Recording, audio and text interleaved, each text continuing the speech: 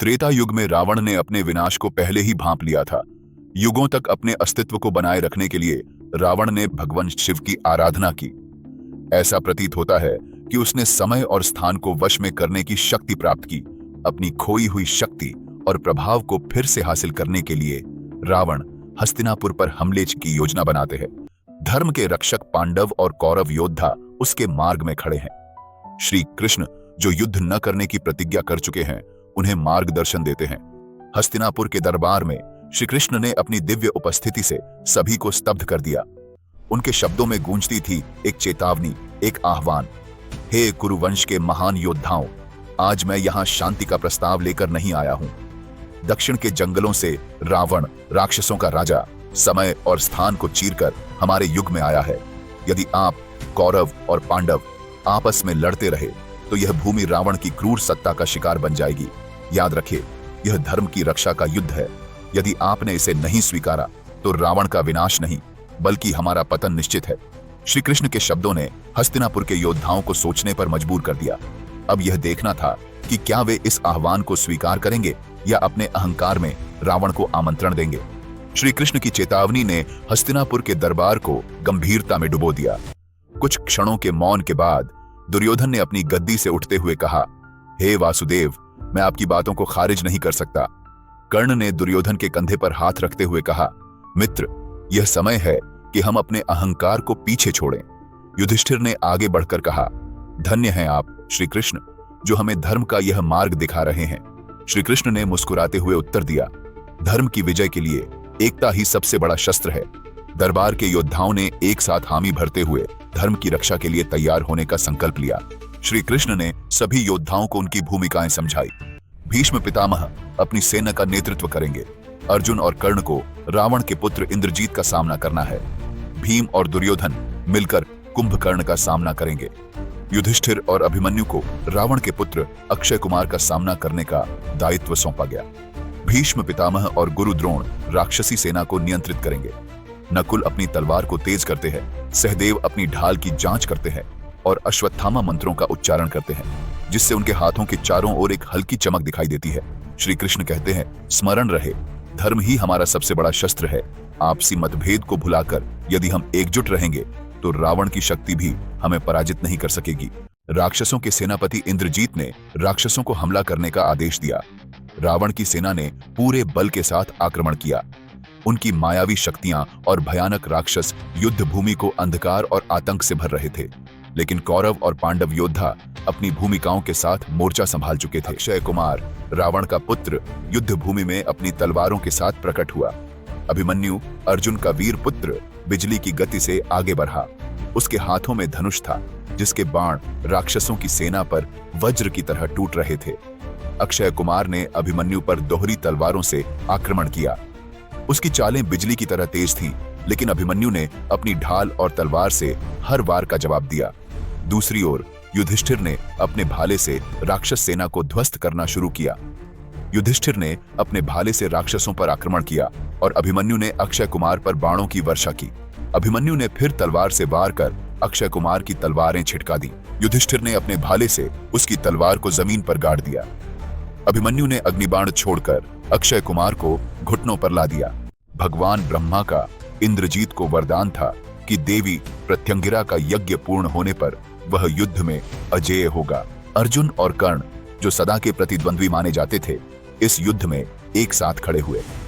युद्ध का प्रारंभ ही इंद्रजीत के आतंक से हुआ। उसकी माया ने युद्ध भूमि को घेर लिया। बाणों की वर्षा हो रही थी और ऐसा लग रहा था कि इंद्रजीत अजेय है। अर्जुन ने अपनी दिव्य दृष्टि और धनुर्विद्या से माया का रहस्य समझने का प्रयास किया। कर्ण ने वासवी शक्ति का आह्वान किया। अर्जुन ने कर्ण से कहा, यह माया हमारी शक्ति को खत्म कर देगी। हमें यहां से पीछे हटना होगा और एक नई योजना बनानी होगी। इंद्रजीत की हंसी ने युद्ध भूमि को गूंजा दिया। नकुल, सहदेव और अश्वत्थामा ने राक्षसी जादूगरों के मायावी अनुष्ठानों को रोकने के लिए मोर्चा संभाला।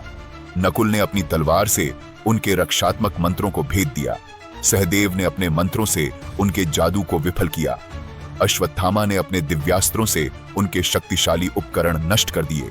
भीष्म पितामह अपने दिव्यास्त्रों का उपयोग करते हुए राक्षसों की पंक्तियों को तोड़ रहे थे। उनके अनुभव और अजेय शक्ति ने दुश्मन को हिलाकर रख दिया। गुरु द्रोणाचार्य ने अपनी दिव्य धनुर्विद्या से दुश्मन के सबसे शक्तिशाली योद्धाओं को निष्प्रभावी कर दिया। उनके तीरों की वर्षा से राक्षस थर्रा उठे।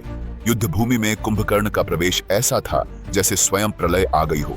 उसकी विशाल काया और अजेय शक्ति देखकर योद्धाओं के हौसले पस्त हो गए। वह अपनी गदा से प्रचंड प्रहार कर हर दिशा में तबाही मचा रहा था। भीम ने अपनी गदा उठाई और कुंभकर्ण के सामने डटकर खड़े हो गए। उनका हर वार मानो पर्वत से टकरा रहा था, पर कुंभकर्ण अपनी असाधारण शक्ति से उन प्रहारों को सहते रहे। दूसरी ओर दुर्योधन ने अपनी गदा उठाई, पर कुंभकर्ण के रौद्र रूप को देखकर उसका आत्मविश्वास डगमगा गया। वह धीरे धीरे युद्ध भूमि से पीछे हटने लगा। भीम ने कुंभकर्ण से अकेले युद्ध जारी रखा, लेकिन यह लड़ाई उनके लिए कठिन साबित हो रही थी। कुंभकर्ण के हर प्रहार से भीम लड़खड़ा रहे थे। उनकी असाधारण ताकत और विशालकाय शरीर ने भीम को भी मुश्किल में डाल दिया। भीम के सामने अब यह चुनौती थी कि वह अकेले कुंभकर्ण का सामना कैसे करें, जबकि दुर्योधन पहले ही युद्ध भूमि से भाग चुका था। युद्ध भूमि में रावण की सेना ने ऐसा आतंक मचा दिया कि पांडव और कौरव दोनों ही निराश होने लगे। राक्षसों की माया और प्रचंड शक्ति के सामने योद्धाओं के अस्त्र शस्त्र निष्फल हो रहे थे। श्री कृष्ण ने गंभीर स्वर में कहा, यह युद्ध केवल आपकी ताकत से नहीं जीता जा सकता। रावण को हराने के लिए हमें भगवान हनुमान और दाऊ बलराम की आवश्यकता है। अर्जुन ने पूछा, हे माधव, भगवान हनुमान को कैसे बुलाया जा सकता है? श्री कृष्ण ने उत्तर दिया, हनुमान, जो अजर अमर हैं, अभी भी इस पृथ्वी पर विचरण कर रहे हैं। केवल सच्चे भक्ति और धर्म का आह्वान ही उन्हें इस युद्ध में लाने में सक्षम होगा। जहां तक दाऊ बलराम की बात है, उन्हें मैं स्वयं बुलाऊंगा। पांडवों और कौरवों के बीच धर्म की रक्षा के लिए एक नई उमंग जाग उठी। अब यह देखना था कि क्या वे एकजुट होकर इस दिव्य योजना को साकार कर सके। युद्ध भूमि पर अंधकार और माया का घना जाल फैल चुका था। इंद्रजीत अपनी मायावी शक्तियों के बल पर अजेय प्रतीत हो रहा था। श्री कृष्ण अपने दाऊ बलराम का स्मरण करते हैं और बलराम वहां प्रकट हो जाते हैं। अर्जुन, कर्ण और बलराम जी एक साथ खड़े थे। अर्जुन ने कहा, उसकी माया को नष्ट करने के लिए हमें समन्वय के साथ आक्रमण करना होगा। मैं उसकी स्थिति का पता लगाऊंगा। कर्ण ने अपनी वासवी शक्ति तैयार करते हुए कहा, जब वह प्रकट होगा तब मेरा प्रहार उसे समाप्त कर देगा। बलराम जी ने अपनी गदा उठाकर हमला करने की तैयारी करी। तभी अर्जुन ने अपनी दिव्य दृष्टि और अग्निबाण का उपयोग कर इंद्रजीत की माया को छिन्न भिन्न कर दिया। जैसे ही माया का प्रभाव टूटा, इंद्रजीत का वास्तविक रूप प्रकट हुआ। बलराम जी ने अपनी गदा से इंद्रजीत पर हमला किया। अर्जुन ने अपने दिव्यास्त्रों से इंद्रजीत को घेर लिया और कर्ण ने अपनी वासवी शक्ति से उसके कवच पर भीषण प्रहार किया। बलराम जी ने अपनी गदा से इंद्रजीत पर हमला किया और उसे नीचे गिरा दिया। इंद्रजीत, जो अब तक अपराजय माना जाता था, युद्ध भूमि पर गिर पड़ा। अर्जुन और कर्ण ने एक दूसरे की ओर देखा। कुंभकर्ण अपनी राक्षसी ताकतों से तबाही मचा रहा था। उसकी विशाल काया और अजेय शक्ति ने पांडव और कौरव योद्धाओं के हौसले पस्त कर दिए। भीम और दुर्योधन इस राक्षसी चुनौती का सामना करने के लिए तैयार हुए। भीम ने अपनी गदा उठाई और दहाड़ते हुए कहा, आज मैं इस राक्षस को धराशायी कर दूंगा। दुर्योधन अपनी गदा थामते हुए बोला, हमारा एक ही दुश्मन है। कुंभकर्ण ने अपनी गदा का प्रचंड प्रहार किया, जिससे धरती हिल गई। भीम और दुर्योधन ने अपनी गदाओं से उसे रोकने की कोशिश की, परंतु कुंभकर्ण की शक्ति इतनी प्रबल थी कि दोनों योद्धा पीछे हटने को मजबूर हो गए। उसी समय आकाश से एक दिव्य प्रकाश प्रकट हुआ। भगवान हनुमान युद्ध भूमि पर उतरे। भगवान हनुमान ने भीम की ओर देखकर कहा, आज मैं आपके साथ कंधे से कंधा मिलाकर इस अधर्मी का विनाश करूंगा।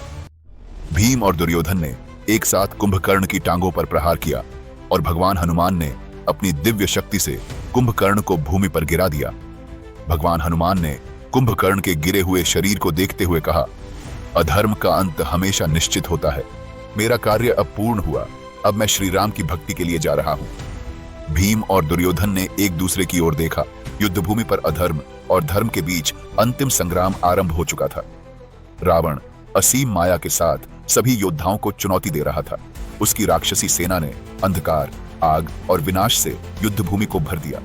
धर्म के योद्धाओं ने अपनी पूरी शक्ति और दिव्यास्त्रों से युद्ध का आरंभ किया। अर्जुन ने नागास्त्र का प्रहार कर राक्षसों की पंक्ति को नष्ट कर दिया। कर्ण ने अग्निबाण छोड़ा, जिसने रावण की मायावी जाल को जला डाला। भीम और दुर्योधन ने अपनी गदाओं से राक्षसों को चारों ओर से पछाड़ दिया। रावण ने अपने चंद्रहास तलवार के साथ मैदान में उतरकर स्वयं मोर्चा संभाला। अर्जुन और कर्ण ने एक साथ युद्ध का सूत्र रचा। अर्जुन ने पाशुपतास्त्र का आह्वान किया, जिसने रावण की मायावी शक्तियों को जड़ से समाप्त कर दिया। कर्ण ने वासवी शक्ति का प्रहार किया, जिससे रावण की चंद्रहास तलवार टूट गई। भीष्म पितामह और गुरु द्रोण ने अपने इंद्रास्त्र और वायव्यास्त्र से रावण की रक्षा कवच को पूरी तरह समाप्त कर दिया। रावण ने कहा, तुमने अपनी एकता और साहस से मुझे पराजित किया है। यह युद्ध यहीं समाप्त नहीं होगा। और वह अपनी सेना के साथ गायब हो गया। युद्ध समाप्त हो गया। पांडव, कौरव और अन्य योद्धा विजयी हुए। श्री कृष्ण ने कहा, धर्म, साहस और एकता ने हमें विजय दिलाई। इस वीडियो को देखने के लिए धन्यवाद। मिलते हैं अगली बार। प्लीज लाइक करें, शेयर करें और सब्सक्राइब करें। जय हिंद, जय भारत।